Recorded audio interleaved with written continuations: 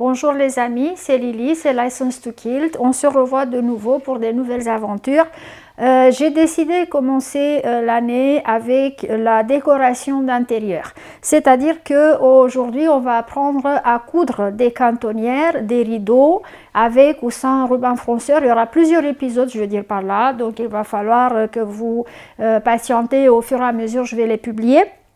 Je vais commencer aujourd'hui par une cantonnière avec ruban fronceur parce que ce ruban fronceur a comme la qualité de faire peur à tout le monde. Mais avant d'arriver chez lui, on va discuter un petit peu comment on fait le traitement des fenêtres, comment on va mesurer pour savoir les dimensions du tissu qu'on va couper. Maintenant, pour la largeur de la fenêtre, vous allez mesurer d'un mur à l'autre. D'accord? Parce que d'habitude, les fenêtres sont encadrées par des murs. Hein? Donc, d'un mur à l'autre. Et puis, pour la longueur, c'est-à-dire la hauteur de la fenêtre, bah, c'est à vous de voir. Si vous voulez faire une cantonnière, alors elle sera courte. Si vous voulez faire jusqu'au radiateur, bah, vous mesurez jusqu'au radiateur ou jusqu'au sol. Par la suite, donc ça c'est les mesures principales. Par la suite, suivant le modèle de rideau ou de cantonnière qu'on fait, on va rajouter du tissu pour les marges de couture, pour les plis ou tout simplement on ne va pas rajouter du tout. Oui, ça existe, vous allez voir. Bon. Encore une précision avant de se lancer, je voulais juste vous dire que les tissus de patchwork sont de plus en plus utilisés dans la déco d'intérieur. Notamment, n'ayez pas peur de confectionner des rideaux ou des cantonnières à partir des tissus de patchwork. C'est très à la mode, c'est très design et ça va changer complètement votre décoration de votre maison.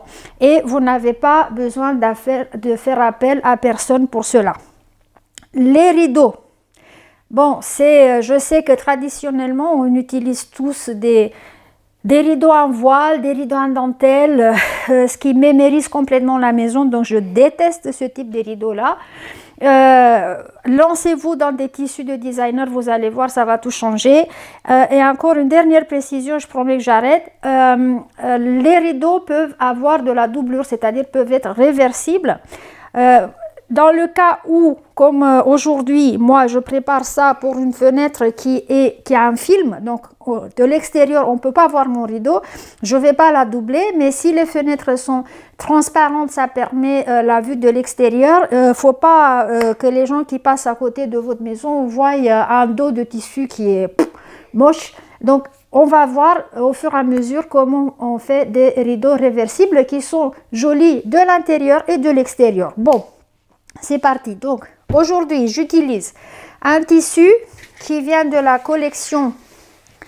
Donc, un tissu qui vient de la collection Ringe Rose, fabriqué en Allemagne par Gütermann et que j'ai acheté, ça fait longtemps, chez Raskol. Ce tissu dont je l'ai acheté, ça fait des très nombreuses années, peut-être 5 ou 6 ans, chez Raskol, mais si je ne me trompe pas, ils l'ont toujours. Et si vous vous rappelez, j'ai utilisé déjà cette collection de tissus quand j'ai fait les serviettes de table, sauf que là, le fond était blanc. Donc en fait, ces tissus, cette collection, que je trouve toujours splendide, même après de nombreuses années, vient en plusieurs variantes, couleurs aussi, bleu, vert, enfin c'est à vous d'aller voir et choisir ce qui vous convient. Quand on fait des rideaux ou des cantonnières ou quoi que ce soit avec le ruban fronceur, il faut couper donc la largeur du tissu jusqu'à 3 fois la largeur de la fenêtre, entre 2,5 et 3 fois la largeur de la fenêtre. Donc, par exemple, ma fenêtre que je veux habiller avec cette cantonnière-là fait 1,24 m entre les deux murs. Ok, donc de gauche à droite ou de droite à gauche. Alors, j'ai coupé mon tissu quasiment 3 fois plus large que la largeur de la fenêtre. Concernant la longueur, c'est-à-dire la profondeur, du haut jusqu'en bas pour ma cantonnière, je ne veux pas qu'elle soit trop longue, c'est juste un élément, un accent décoratif de cette pièce. Alors j'ai coupé le tissu, la largeur de tissu Gutermann en deux parce qu'il faut savoir que ce tissu de patchwork vient dans une largeur assez conséquente, 1,40 m ou 1,50 m quasiment. Donc je ne voulais pas garder 1,50 m en bas. Donc j'ai coupé en deux, ce qui m'a permis de rajouter. Donc j'ai coupé la largeur en deux, j'espère que ça a du sens ce que je dis. Et j'ai joint les deux moitiés par le côté le plus court, ce qui m'a donné un rectangle. Je vais vous montrer et comme ça va, voilà. Donc ça m'a donné un rectangle qui est très long, ce qui va me permettre de faire ma cantonnière exactement comme je la veux. Et ici au milieu, il y a la couture où j'ai joint les deux morceaux de tissu, pardon. Ce qui fait que, en ce moment, d'accord, la largeur de mon coupon de tissu est, avec la marge fabricant tout, donc d'un bout à l'autre, j'ai 73 cm ou alors 29 inches. Et la longueur, comme ça, je ne l'ai pas mesuré expressément, mais je sais que ça doit faire vers les 3 mètres. Ok? Donc ça, c'est pour ce type de cantonnière. Maintenant, on va parler ruban fronceur. C'est quoi le ruban fronceur? Voilà que j'explique mieux comment j'ai coupé mon tissu. J'avais donc un coupon qui faisait une longueur, on s'en fout, et une largeur de 1,50 m. Donc j'avais dit que j'avais pas envie que ma cantonnière soit si profonde en bas. Alors ce que j'ai fait, j'ai coupé sur la moitié, ce qui m'a donné... Bon, j'ai coupé à la moitié, hein, pas. Et après, je les ai réunis comme ça. Et ça m'a donné une longue bande de tissu pour... donc, j'ai cousu ici. Voilà. Et ça m'a donné une longue bande de tissu pour faire ma cantonnière. Voilà. Maintenant, on va parler ruban fronceur. Le ruban fronceur, c'est ça. C'est le truc qu'on met derrière et quand on tire sur les ficelles ici, ça va froncer notre rideau, d'accord? Donc on n'est pas encore à tirer sur la ficelle. Observez que il a deux faces, celle-ci et celle-ci. On a intérêt à coudre avec ça à l'extérieur du fait que il y a les accroches ici. Sinon, si on va coudre ça contre le tissu, ben on va constater qu'on ne peut pas accrocher notre rideau. Et ça, c'est pas génial. Donc, il faut faire attention. La face qui a les crochets, les endroits où on va insérer nos crochets, soit vers nous, quoi. Ok? Bon. On va créer notre cantonnière où pour les rideaux, en fait, c'est la même technique. Hein, c'est juste que vous allez laisser le rideau aussi long que vous le souhaitez. On va retourner le tissu avec l'envers vers nous. D'accord? Attention, si le tissu a un motif qui est directionnel, attention ne pas coudre par exemple les animaux avec les pieds en l'air. Hein. Donc faites attention. Heureusement pour moi, celui-là n'a pas vraiment de direction, donc je peux le faire comme je veux.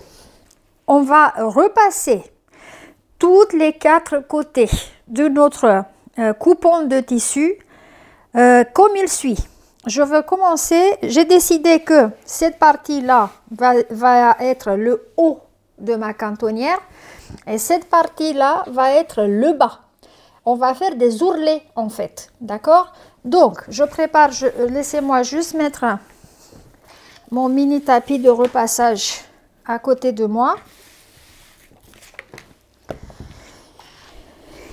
Voilà. Et on va commencer à repasser tout de suite. Je commence par le bas. On va faire un ourlet double. Alors, je vais plier mon tissu de 5 cm, d'accord, 2 inches. Une fois, je vais repasser et après je vais plier encore une fois, un ourlet double, d'accord? Donc, je commence à repasser et on se revoit après. Voilà mon ourlet double que j'ai repassé sur le long côté du bas de ma cantonnière. J'ai fait ça sur toute la longueur, donc jusqu'à l'autre bout de mon tissu. Tout a été repassé deux fois, d'accord? Maintenant, on va faire la même chose sur les deux côtés courts de notre cantonnière. Alors, on va le retourner comme ça, exactement de la même manière. C'est-à-dire, je vais plier une fois les 2 cm, le 2 inches, pardon, ce qui me fait à peu près 5 cm. Je vais repasser et après, encore une fois. Et je vais faire ça des deux côtés courts, à gauche et à droite. D'accord? Voilà de quoi ça a l'air une fois que j'ai repassé les petits côtés aussi. Et j'ai utilisé de la vapeur pour que, surtout ici, où le fer devra passer sur plusieurs couches de tissu, il ne faut pas se gêner à mettre de la vapeur. Et donc à la fin, ça a l'air de ça. Bien sûr, je fais très attention que ici soit bien aligné, qu'il n'y a pas des coins qui dépassent comme ça, vous voyez ce que je veux dire. Donc il faut quand même qu'on fasse attention, que tout soit discipliné, comme à l'armée. Bon, il nous reste encore un côté à repasser, sauf que celui-là, ça va être plus simple, notamment le côté du haut qui va supporter le ruban fronceur. Alors, celui-là, il devra être repassé. Donc, on commence d'un côté, les 2 inches ou 5 cm comme les autres, mais en une seule fois. On n'a pas besoin de plier une deuxième fois. Donc, on va repasser tout ça tout au long en une seule fois. Voilà, le repassage est fini, donc tout le monde est plié comme il faut. Et maintenant, on va faire la première partie de couture, c'est-à-dire, on va commencer par le ourlet de bas. Je vais déplier les côtés et je vais coudre le ourlet comme ça, tout au long de ma cantonnière. Après, je vais fermer les côtés et je vais les coudre aussi. Les deux côtés. Je ne vais pas encore coudre, je ne m'intéresse pas encore à cette partie en haut. Celle-ci va être cousue en même temps que le ruban fronceur qui lui sera appliqué dessus. Donc, on va coudre 1, 2, 3 côtés et on se revoit pour le prochain pas.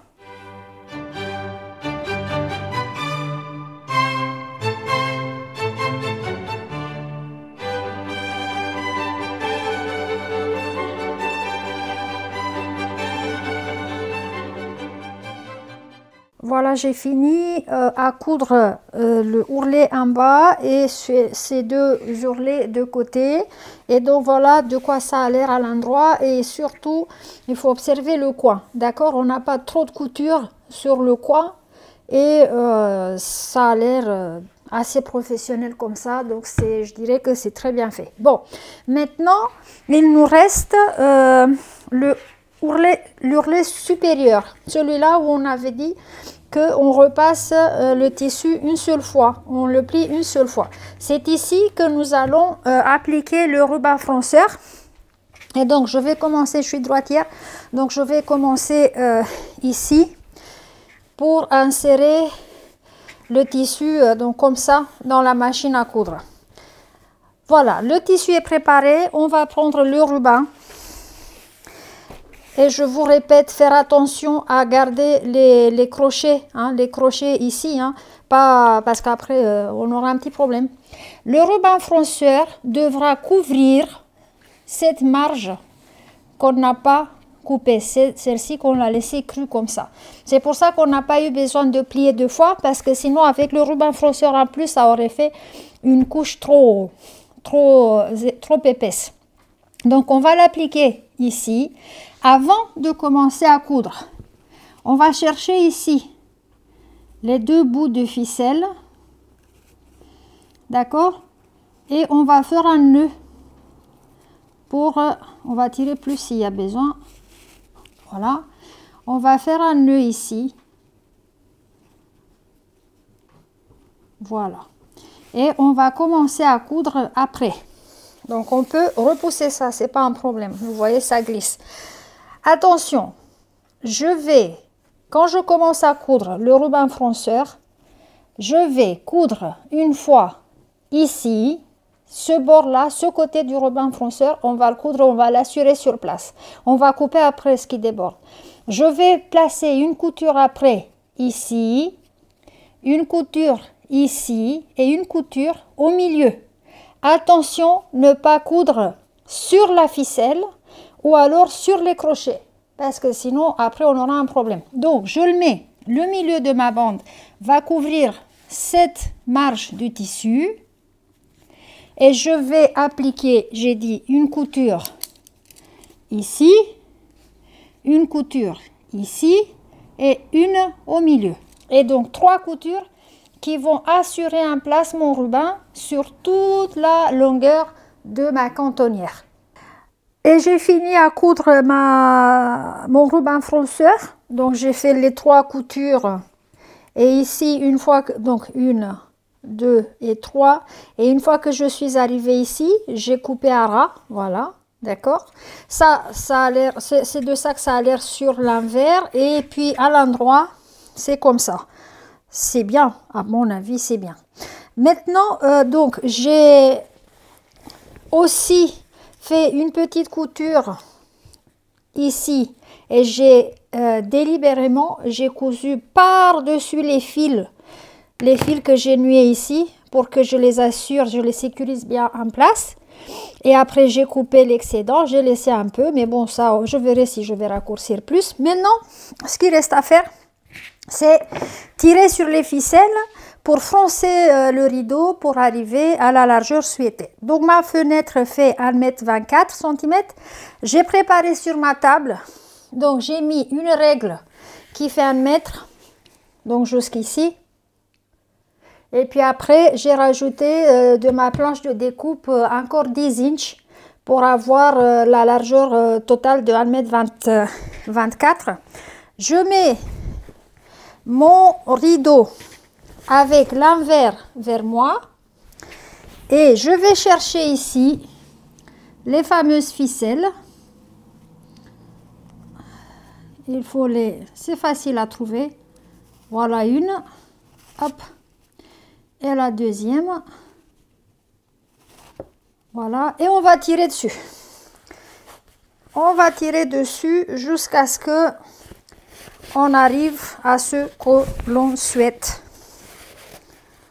Voilà, on essaie de répartir les fronces. En fait, la cantonnière ou le rideau ou la draperie, tout se fait de la même façon. Les rubans fronceurs viennent dans plusieurs largeurs, plusieurs modèles, c'est-à-dire que, par exemple, celui-là, quand on le fronce, ça nous donne ça. Il y a des rubans fronceurs qui vont vous sortir des motifs très intéressants que vous avez dû voir certainement chez les professionnels. Bah, en réalité, c'est le ruban fronceur qui fait ça. Il suffit de le coudre et de tirer sur la ficelle. Alors là, c'est facile ma foi. Hein. Alors, voyons. Ah oui, j'ai tiré pile. Oh, super, pile. Donc, quand j'ai fini de tirer sur les ficelles, donc ça, c'est l'excès. On va un peu couper ici.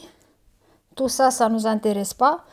Mais c'est bien de les garder peut-être pour d'autres projets. Et ici, on va faire un nœud. Voilà. On va mettre ça comme ça.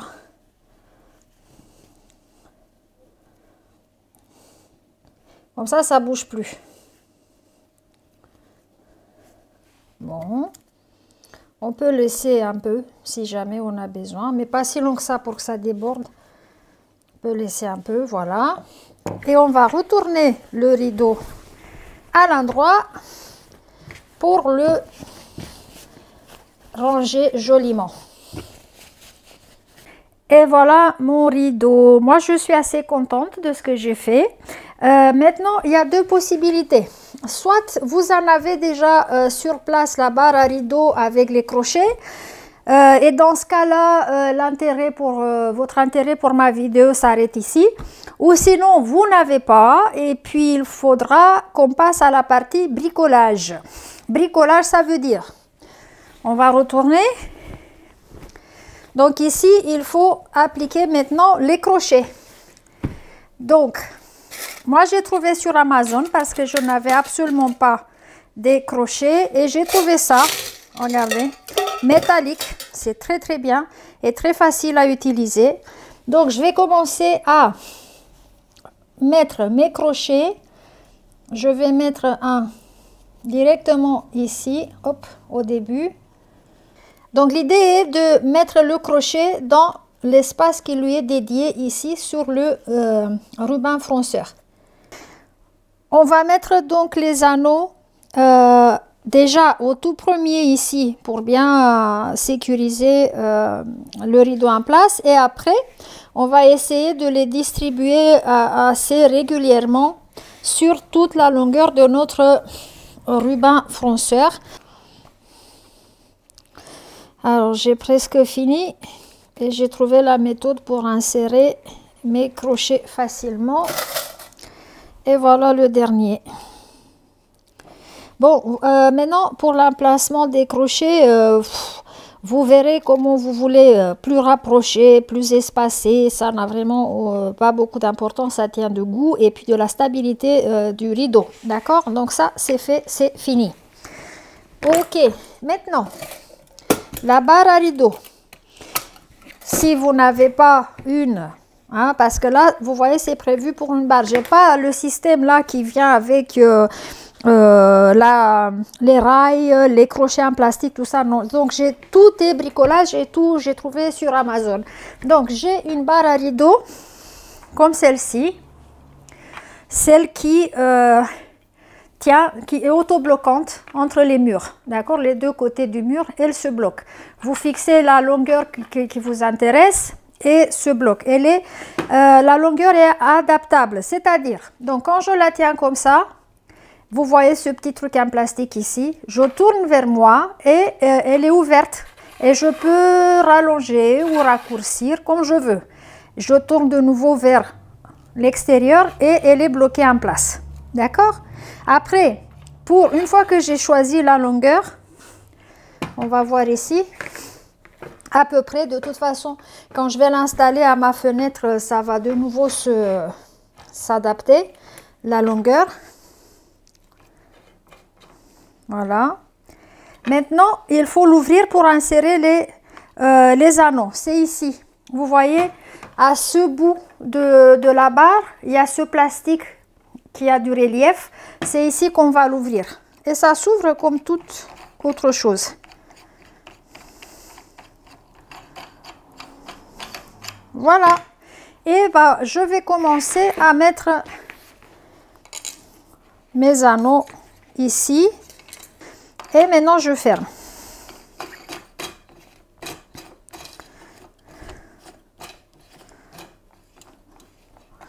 Il y a plusieurs, voilà, c'est bon.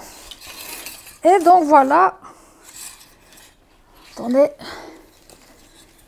et voilà mon rideau. Voilà.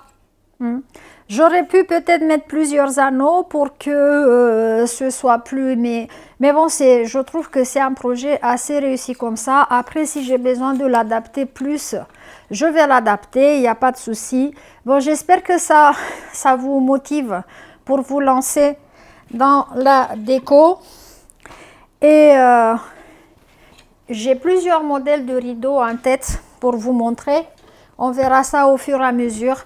Bon, salut les amis pour aujourd'hui. Salut, à la prochaine.